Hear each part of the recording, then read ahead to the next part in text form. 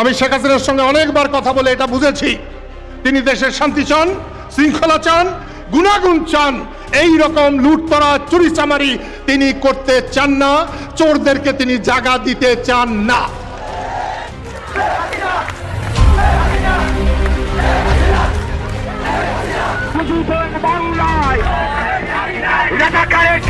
তারা গত 15 মাস বাংলাদেশের মানুষের সাথে তাদের ভাগ্য নিয়ে ছিনিমিনি খেলেছে। ইতিহাসের কাঠগড়ায় তাদেরকে দাঁড়াতে হবে।